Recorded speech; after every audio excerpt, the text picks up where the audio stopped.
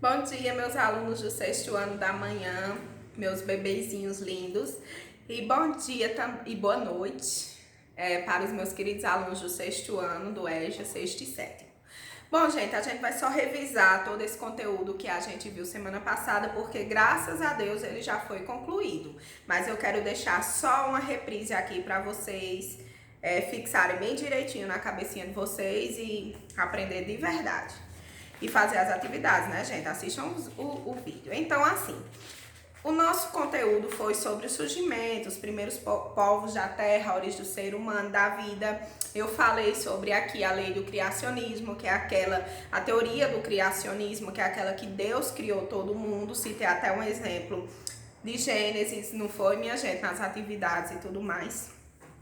Falei sobre a teoria do evolucionismo, criada por quem? Por Charles Darwin, um cientista que dizia que tanto a espécie animal, humana, no sentido geral, eles evoluíam naturalmente através da seleção natural. E como é que era essa seleção natural? Que os mais fortes sobreviviam e os mais fracos iam morrendo naturalmente. Deu o exemplo da girafa aqui do pescoço longo e do pescoço curto.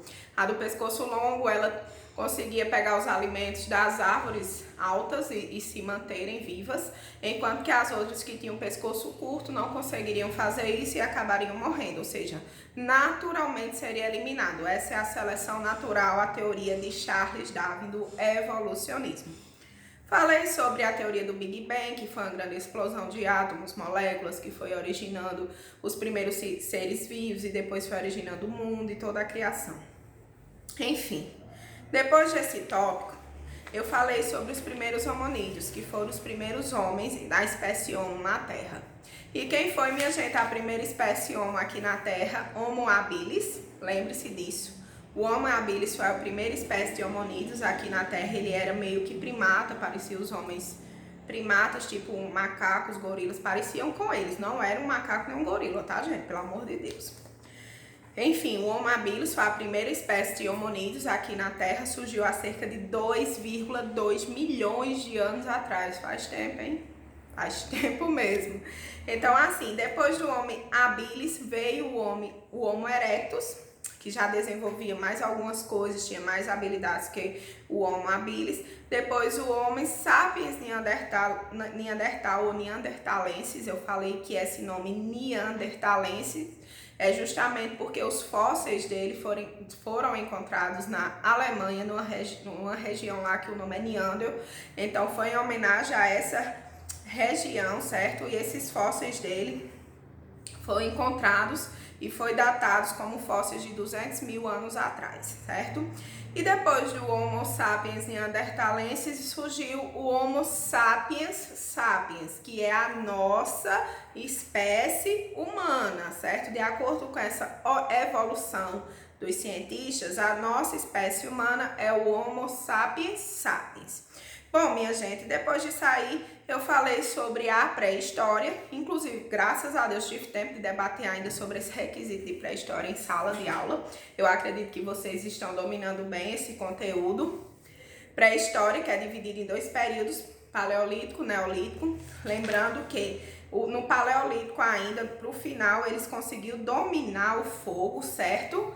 E eles faziam, e era conhecido o paleolítico como o período da pedra lascada, porque as armas que eles faziam não eram tão bem feitas, tão lisinhas, tão mais, assim, digamos, mais delicadas como a do neolítico. Então, esse período paleolítico, ele era conhecido como o período da pedra lascada, porque as armas deles de guerra, de caça, de guerra não, de caça, e também de defesa, eram muito rudimentar, muito rústica, muito, assim, não era muito bem feita, muito bem detalhada, certo? E eles nesse período conseguiram dominar o fogo, então a partir daí eles conseguiram se defender de animais selvagens, se aquecer durante o frio e fritar os seus alimentos, certo?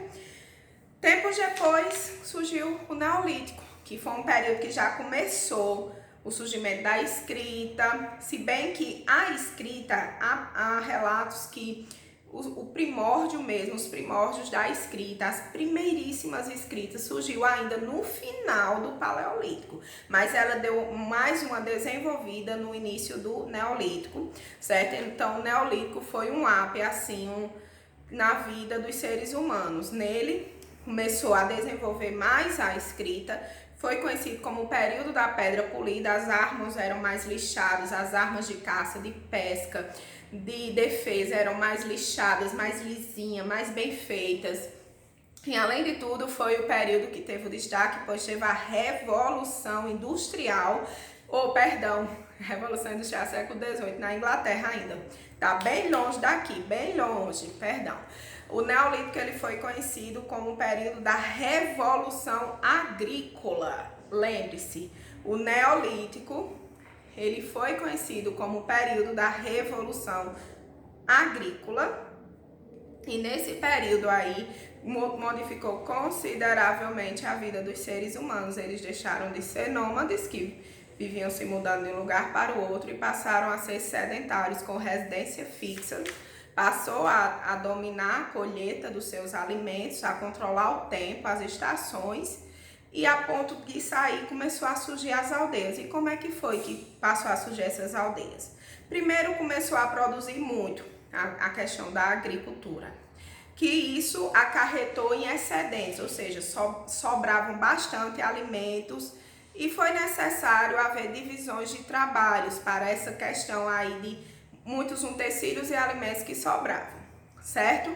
Aí essa divisão de trabalho funcionava da seguinte maneira: as mulheres cuidavam dos filhos e do preparo do alimento, da agricultura, o homem da caça, da pesca e da defesa da aldeia, bem como de toda a proteção, né, familiar.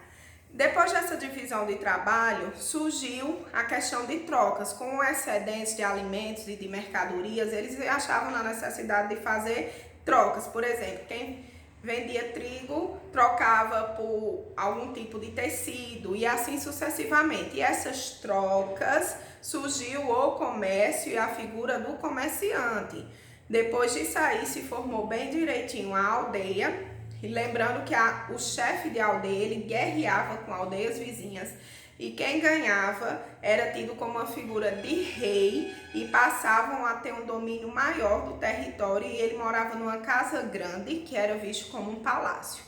E a partir daí, esse rei da aldeia começou a cobrar impostos, começou a ter funcionários, começou a centralização do poder em cima dele, ou seja, ele era a figura que tinha poder e que todos respeitavam ele como um rei. E essa política de centralização de poder, em que o rei da aldeia tem o controle sobre tudo, sobre as decisões de tudo que acontece, guerras, impostos, morava numa casa denominada palácio, onde fazia todas as reuniões com seus funcionários sobre as questões, as decisões de aldeias. Toda essa centralização de poder permitiu com que surgisse o Estado, mas o Estado que eu falo aqui é justamente essa organização política de centralização do poder, em que há uma figura em que todos obedecem como rei, em que ele dita regras, em que ele dita, digamos, quando vai ter guerra, quando não vai ter, em que ele cobra impostos. O Estado que eu falo é essa organização de poder, essa organização política. Não é Estado em termos de território, como Estado da Paraíba, Pernambuco, não é isso. Entendeu, gente? É em termos de organização de poder. Então, as aldeias foram crescendo, se acumulando e surgindo mais divisões de trabalhos e surgindo mais produtividade. E a partir daí surgiu o quê? As cidades. As aldeias agora não eram mais aldeias, eram cidades. E que tinha a figura central de poder, que era tido como rei, que eu acabei de falar, o chefe da aldeia era visto como uma figura de um rei. E quando ele passou, a aldeia passou a ser cidade, ele continuou sendo visto como uma figura de um rei. A cidade tinha mais divisão de trabalho e tinha mais produtividade.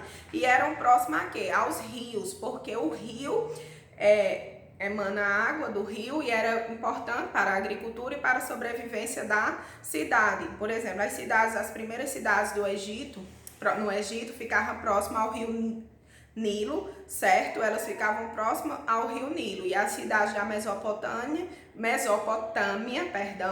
ficava próxima ao rio Tigre e Eufrates. Então, assim, minha gente, depois eles passaram a desenvolver armas e instrumentos para a agricultura. Eu falei que as primeiras armas de guerra e instrumentos da agricultura foram feitas pelo cobre, mas depois passou a ser feito pelo bronze, que era um material mais resistente do que o cobre. E por fim passou a ser feito pelo ferro, que é um material mais resistente do que o cobre e do que o bronze. E aí eles passaram a fazer armas e mais armas para seus equipamentos de guerra e instrumentos de trabalho na agricultura, como a foice, o arado, o machado, certo, minha gente? Então, esse nosso conteúdo, ele termina por aqui. Vamos na próxima semana iniciar já um novo conteúdo. Assistam às aulas para entenderem todo o conteúdo bem direitinho. Qualquer dúvida, entre em contato comigo que eu tiro a dúvida de vocês. E façam as atividades e tenham uma boa semana. Muito obrigada, Deus abençoe. Fiquem com Deus, que eu também fico com Ele.